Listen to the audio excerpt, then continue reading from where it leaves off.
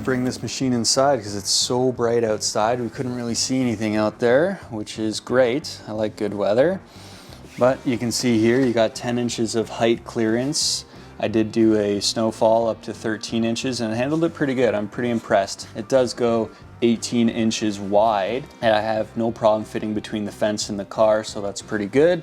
Up here you've got the chute and the adjustable tilt, really easy. There's just a clip back here, just push and there you go. This is easy to turn to, just like that. I find this easier to do just manually as opposed to my gas snowblower. It's got that turning thing. I never know which way to go with that turning thing and it ends up taking me more time. So just grab it, turn it, yank it, and you're good. I love it. Easy, less moving parts, less things to fix. This was the only thing you have to install, by the way. You just basically slot it on there, click it in, and then there's 2 bolts on either side that go into the handle and the chute, and that's it. Oh, and then you just put 2 bolts in the handle up here, one there.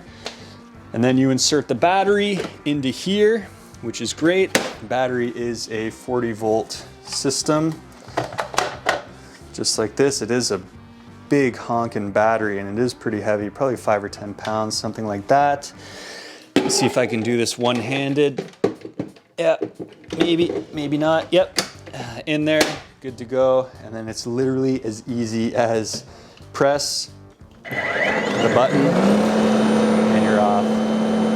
Okay, see how loud it is? It's not really that loud. I'm inside here, might be louder than it would be if it was outside.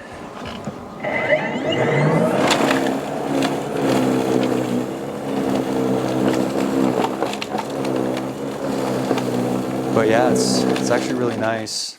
One of my favorite things about this is not coming in after smelling like fuel. I used to hate going out trying to fire up that old gas-powered snowblower and then just inhaling all that fuel for the half hour or whatever it takes you to do the driveway, and then coming in and just having that lingering gas smell on you. That was one of the most things I was looking forward to, was not smelling like gasoline every time I wanted to go take care of the driveway. So this take care of that, no problem. The battery life is fantastic. I will say my driveway took me about 35-40 minutes and it lasted the entire time. And that was from a snowfall where it varied from anywhere between 7 inches high to 13 inches high.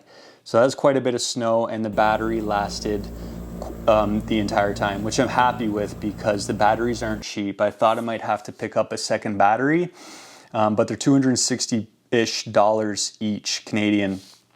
So I'm happy I'm able to get through the driveway on one battery.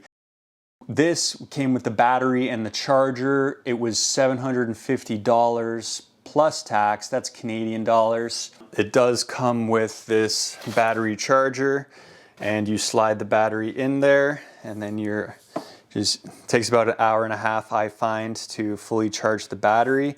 This is a smart charger, so if you put the battery in there cold or hot, it'll wait until the battery reaches an appropriate temperature before it starts charging, and that's a safety thing, so that's great. It does come with a light up at the front here that's pretty good for nighttime. It works great, no issues there. The wheels, they're fine. They're just like plastic wheels or whatever. There's no air that you need to worry about.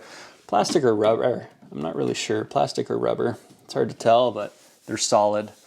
Doesn't look like you need to worry about putting air in them or anything. This whole thing just seems very low maintenance, and that's what appeals to me the most. You don't have to worry about going out to get gas during a storm when you realize you're on empty, or an oil change, or like winter maintenance or summer maintenance for your snowblower. Like this thing just eliminates so many problems. And that's what I love about it. I'm so happy I got this thing. I'm so happy it works really good too, because you got to be skeptical with these things. You're worried about the power. The power was not an issue.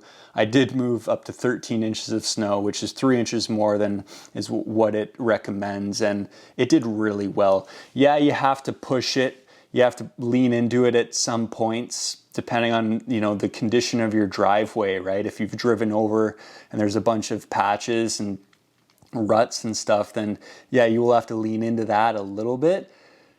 Yeah, it's not as self-propelled as you've can probably make that out by now. You do have to push it, but it's so light and easy to maneuver that it's not an issue. It's like, I'm one-handing it right now. It's like a vacuum, really. Well, it's heavier, but it's really easy to maneuver.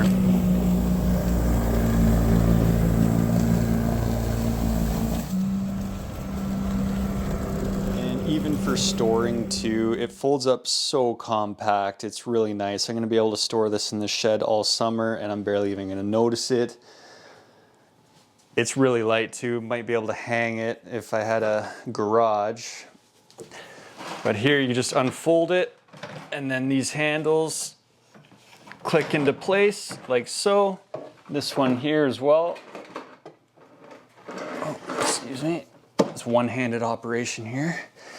And then you're in business. So it's pretty easy. You can adjust it, the length and the height of the handle. I'm gonna sell my gas-powered snowblower, that's for sure. This thing is definitely better, a better option for me, and probably for a lot of you people too as well. I just find myself like, with my gas-powered snowblower, like there really had to have a lot of snow for me to justify firing that thing up, you know, going out there and reefing on the cord 1,000 times, trying to get it going, you know, topping up the fuel.